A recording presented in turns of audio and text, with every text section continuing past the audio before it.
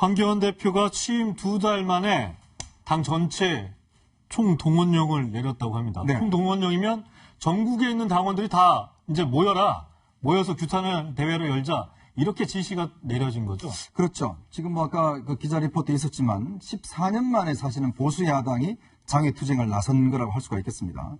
사실 보수당이라고 하는 것은 그동안 뭐 장외투쟁을 거의 안 해왔죠. 네. 사실 이런 어떤 정당이 사실 장애로 나온 것은 좀 뭐 동의할 수는 없습니다. 왜냐하면 정당이라는 것은 결국 국회라는 장 속에 투쟁을 해야 되니까.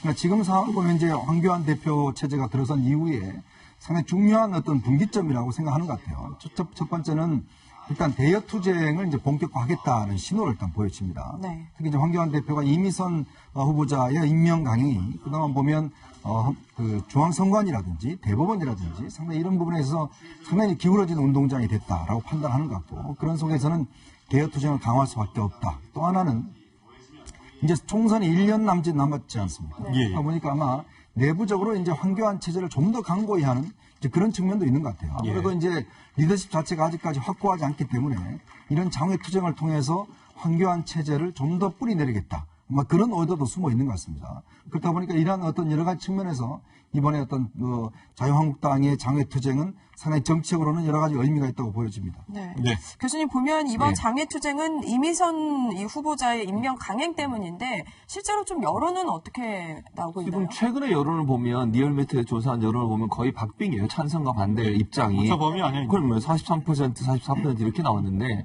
초기에 이제 이민선 후보자가 지명됐을 당시에는 좀 논란이 있었지 않습니까? 네. 반대가 훨씬 더 많았죠. 그런데 남편이 나와서 해명을 하고 또 이제 어쨌든 현재까지 불법적인 요소가 나온 게 아무것도 없잖아요. 그런 상황에서 국민 여론이 주식이 많다는 이유 하나만으로 헌법재판관에 임명되는 걸 반대하는 것이 과연 맞느냐 하는 부분에서 논란이 있는 것 같아요. 물론 뭐 국민 정서로 봐서 주식을 이렇게 많이 갖고 있고 공직자가 그런 부분은 좀 비난의 대상이 될 수는 있습니다. 그러나 그런 것 주식을 많이 갖고 있었다는 이유 하나만으로 헌법재판관의 업무를 수행하는데 문제가 있느냐 하는 부분에 있어서 일정 부분 좀 여론이 돌아선 부분이 있는 것 같아요. 청와대가 또는 문재인 대통령 임명을 강행하신 것도 어찌 보면 이런 여론의 변화가 일정 부분 영향을 미쳤다고 보여지고 또 당내에서도 기류가 일정 부분 변화가 있었고요. 네. 야당 중에는 이제 정의당이나 일부 야당 의원들이 나와서 공개적으로 이미선 후보를 지지하는 그런 발언들을 하고 이런 것들이 사실은 분위기가 일정 부분 반전이 됐다고 볼 수 있을 것 같고 그래서 현재로는 팽팽한 것 같아요. 사실은 그러니까 공직자로서 주식을 많이 갖고 있는 부분에 대한 논란이 있을 수 있지만 대부분 남편이 하고 있었고 본인은 몰랐고 또 후보자 자체는 뭐 업무를 수행하는데 이것이 크게 장애가 되지 않을 거다라고 하는 그런 생각이 이렇게 부딪혀지는 양상 이런 것이 현재 여론이지 않나 이런 생각이 듭니다. 네. 이런 가운데 어제 이미선 신임 헌법재판관이 취임을 했습니다. 취임사 첫 멘트는 송구하다는 거였는데요. 직접 들어보시죠. 헌법재판소에 심려를 끼쳐드린 점에 대해 송구하다는 말씀을 드립니다. 저는 20여 년간 법관으로 근무하면서 공직자로서 부끄러움 없이 살고자 하였습니다. 그러나 이번 임명 과정을 통해 공직자의 행위는 위법하지 않다거나 부도덕하지 않은 것을 넘어 한치의 의혹도 남겨서는 안 된다는 점을 다시 한번 깨달았습니다. 저에 대한 국민 여러분의 질타를 겸허히 수용하며 마음 깊이 새겨 공직자로서 어떠한 의혹도 제기되지 않도록 행동 하나하나에 신중을 기할 것을 약속드립니다. 네, 사실 이미선 재판관 주식도 매각을 했고요. 제가 기억하기에는 남편도 그런 얘기를 했던 것 같아요. 방송에 출연을 해서 만약에 아내가 임명이 되면 자신의 주식도 매각을 다 하겠다. 그 약속은 지켜지겠죠?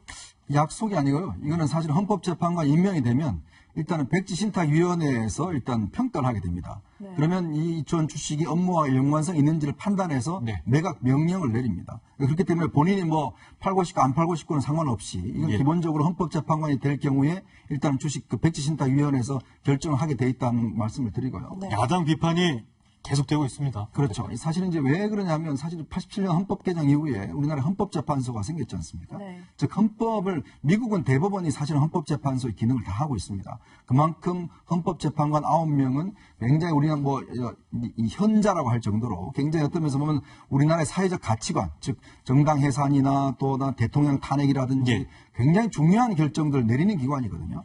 근데 제가 기억하기로는 그동안 이렇게 헌법재판관 임명을 둘러싸고 이렇게 논란이 있었던 적은 없었던 것 같아요. 네. 그런 거는 뭐냐면 사실은 이제 박근혜 전 대통령이 탄핵이 됐지 않습니까? 탄핵이 되면서 임기가 줄어들었어요. 그러니까 박 전 대통령이 임명해야 될 몫의 어떤 헌법재판관을 다 문재인 대통령 몫으로 넘어왔습니다. 예. 네. 자, 그러다 보니까 헌법재판관이 임기가 6년이거든요. 그러면 보통 정권을 이렇게 교차해서 임명하게 됩니다. 근데 지금 보면 이번에 두 사람이 이제 국회의 어떤 임명 청구, 네. 청문회 보고서 이거 없이 임명됨으로 해서 진짜 9명 중에서 4명이나 일단 이 청문회 보고서가 없이 채택이 네, 됐어요. 채택이 없이 네. 됐죠. 그럴 경우에 이게 헌법재판소의 어떤 권위나 위상이 저는 굉장히 어떤 타격을 받을 수가 있다. 자, 헌법재판소는 지난번 박근혜 전 탄핵 때도 보면 8대 0으로 해서 만장일치로 의결됐지 않습니까? 예. 그러니까 이렇게 사실은 어떤 세계사적으로 보면 이렇게 대통령 탄핵에 대해서 그 큰 문제 없이 지나가는 경우는 거의 없습니다. 그만큼 헌법재판소에 대한 권위에 대해서 우리 국민들이 인정을 하고 있다는 것이거든요. 예. 근데 문제는 이렇게 헌법재판소가 논란의 어떤 상황이 돼버리고 정치화돼버리면 앞으로 헌법재판소가 내리는 결정에 대해서 과연 국민들이 얼마만큼 신뢰를 줄 것인가. 또 이런 부분에 대해서는 상당히 우려스러운 부분이 있는 것이거든요. 네. 그렇기 때문에 이미선 후보자가 지금 재판관의 논란은 끝난 것이 아니라 저는 지금부터 오히려 시작이지 않나 싶습니다. 네. 네. 이렇게 이미선 헌법재판관 임명을 놓고 여야의 목소리가 다른데 이 자유한국당에서는 좌파 독재다라고 비판을 하고 있고요. 여당인 더불어민주당에선 뭐 국정 발목을 잡는 오기와 오만이라는 꼭 이렇게 맞서고 있습니다. 나경원과 홍영표 원내대표의 목소리를 차례로 들어보시죠. 철저한 코드 사슬로 엮여있는 이미선 후보자의 임명은 바로 좌파 독재의 마지막 키입니다. 오만불통이라는 말은 한국당 스스로에게 해야 할 말입니다. 민생은 생각도 하지 않으면서 국정 발목만 잡겠다는 것은 오기의 정치입니다. 네. 앞서 이현정 의원께서도 말씀하셨지만, 이제 헌법재판관이 9명인데, 이 중에서 이제 현 정부 들어서 청문 보고서 채택 없이 임명이 된 이 헌법재판관이 4명이고, 그런데 이 중에서 사실상 진보 성향으로 이제 분류가 되고 있는 재판관이 6명이에요. 제가 알기로는 이제 중요하고 첨예하게 대립한 이 헌법, 이 소원이나 이런 부분에 있어서 6명이 넘으면 사실상 이게 이 캐스팅 보드를 지고 이제 달라지고 이게 합헌이 되느냐, 위헌이 되느냐 판단을 하잖아요. 그렇죠. 진보 성향의 헌법재판관이 6명이라는 건 앞으로 첨예하게 대립하고 있는 어떤 이 헌법소원이나 이런 문제에 대해서 기울어지는 판단을 내릴 수 있는 가능성이 커지는 거 아닌가 이런 생각이 들거든요. 예, 말씀하신 것처럼 예를 들면 지금 현재 구성이 어떻게 되냐면 대통령이 3분, 그다음에 대법원장이 3분, 그리고 국회의원 3분 이렇게 예. 9명이 임명이 되게 되죠. 임명 물론 대통령이 합니다만 추천을 그렇게 하게 돼 있습니다. 이게 뭐 지금 만들어진 건 오래전에 만들어졌기 때문에 정권 때마다 대통령이나 친여 성향이라고 소위 얘기하는 그런 분들이 임명되는 경우가 훨씬 많았죠. 뭐 예. 박근혜 이명박 전 대통령 때도 6명을 어떤 친여 성향으로 꾸리고 3명을 야당이 꾸리고 이런 아, 이번만의 문제가 아니다? 그렇죠. 이번만의 문제가 아니죠. 또 하나 제가 또 말씀드리고 싶은 것은 최소한 헌법재판관으로 임명된 분들이 물론 본인을 추천한 분들이 여당이고 또는 뭐 청와대고 이런 부분이 있긴 하겠지만 그런 걸 눈치 보려면 헌법재판관의 자격도 저는 없다고 생각해요. 그러니까 물론 뭐 판단하는 과정에 있어 이번에 이미선 후보자 같은 경우에도 사실 논란이 됐다고 주식 문제 말고 국민들이 기억하는 게 뭐가 있습니까? 예를 들어서 이미선 후보자에 대해서 검증을 하면서 주식 문제하고 다른 거 얘기한 게 없어요. 예를 들어서 뭐 편향적이라든지 아니면 정치적으로 무슨 편향성하고 이런 얘기를 국회에서 하지도 않았고 그런 얘기가 논란이 된 적도 없거든요. 그러니까 저는 물론 뭐 어느 정당에서 또는 정권을 잡고 나서 그 정권에서 판단할 때 이분이 좀 더 소수자를 더 많이 대변하고 여성들을 더 많이 대변하고 이럴 수 있다는 판단에 대해서 이분을 선택했다고 저는 보고 또 다른 분들 같은 경우도 물론 뭐 어느 정권이 들어서 그 정권에서 자기와 비슷한 성향이 있는 사람들을 선택해서 추천했다 이렇게 비난을 할 수 있다고 봐요. 네. 그러나 그거는 어느 정권이나 제국도 반복돼 왔던 거고 또 저는 최소한 이분들이 헌법재판관이 되고 나면 추천한 사람이 있긴 하지만 예. 그렇다 하더라도 법과 양심에 판단할 거라고 저는 믿고 싶습니다. 또 믿어야 된다고 생각을 하고요. 만약 그 정도도 안 하고 추천한 사람이 대통령이고 뭐 추천한 사람이 뭐 대법원장이기 때문에 그분들의 입장을 대변해 준다? 그거는 헌법재판관으로서 자격도 저는 없다고 생각을 하고요. 네. 또 여기 있는 분들이 최소한 그 정도의 양심은 갖고 계신 분이라 이렇게 생각을 합니다. 네, 앞으로 이제 지금 헌법재판소에 올라왔던 민감한 이제 위원이나 헌소 제기 사항을 보면 국가보안법이 있고요. 또 군 동성애자 문제, 약간 정치적으로 민감한 것 같은데 선거 연령 제한, 사형제, 일본군 위안부 문제 합의 등이 남아 있는데 이현정 위원님, 네. 사실 이제 어떤 헌법재판소의 대부분의 이 판결이나 판단이 이 사회적인 가치를 굉장히 그렇죠. 많이 반영을 하는 부분이 많잖아요. 네. 그런 부분에서 진보 성향, 이 보수 성향 이런 것들도 영향을 미칠 수밖에 없다고 볼 수 있는 거 아까 아닌가요? 예. 최준봉 교수께서 이제 논란이 된 적이 없다 주식 이외에 이야기를 했는데 왜냐 말을 안 했기 때문에 논란이 된 적이 없습니다.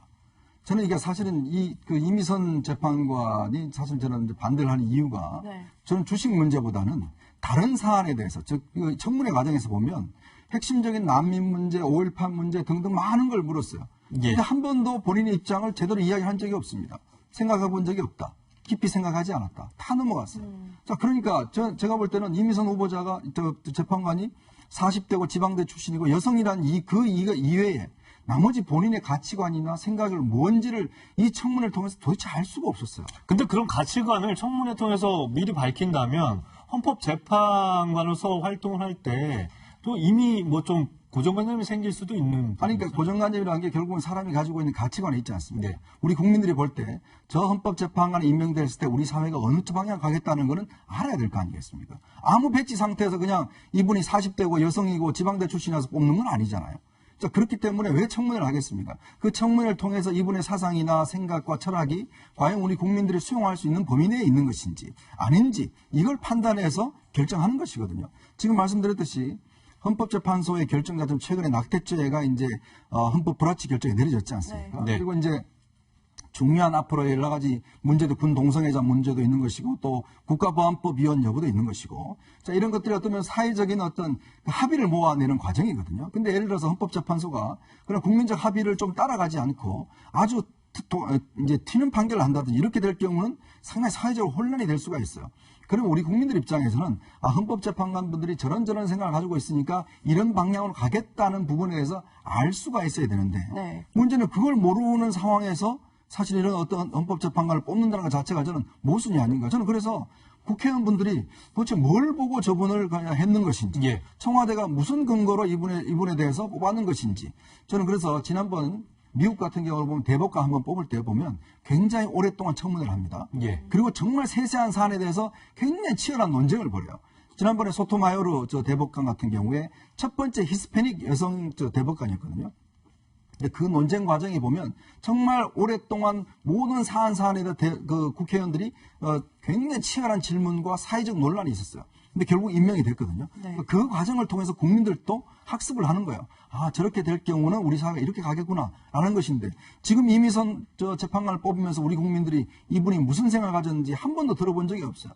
저는 그렇기 때문에 이게 단순히 여당의 발목적인 걸 떠나서 헌법재판소를 이런 식으로 저는 만들어서 안 된다는 생각입니다. 짧게 저도 예. 코멘트를 하나만 하면 네. 그래서 저는 국회가 잘못했다고 생각해요. 청문회 때 그걸 따져봤어야죠. 그런 부분을 집중적으로 논의를 했어야 되는데 주식 얘기만 하다가 결국은 끝나버렸어요. 그러니까 야당이 그 부분을 좀 집중적으로 논의해서 국민들이 알 수 있도록 하는 기회를 줘야 된다는 생각이 들고 또 예. 하나 말씀드리면 이번에 결정된 낙태죄 폐지 문제도 저는 이건 진보 보수의 문제가 아니라고 생각해요. 헌법재판소에 있는 재판관들이 결정한 문제예요. 제가 볼 때는 진보적 성향을 갖고 있는 사람 중에도 여기에 대해서 반대하는 사람이 분명히 있을 거예요. 네. 저게 무슨 헌법재판관이 진보 성향이기 때문에 이걸 내렸고 보수 성향이기 때문에 안 내리고 이렇게 판단할 문제는 아니고 이거는 이제 헌법재판소 그의 재판관들이 본인의 법과 양심에 네. 따라서 한 거니까 거기에서 불만이 있다고 따를 수밖에 없는 거죠. 그러니까 국민들의 가치관이나 이렇게 사회적인 흐름에 대해서 헌법재판관들도 어떻게 판단을 내릴지 그런 부분들을 앞으로 좀 더 주목을 해봐야 될 것 같고요.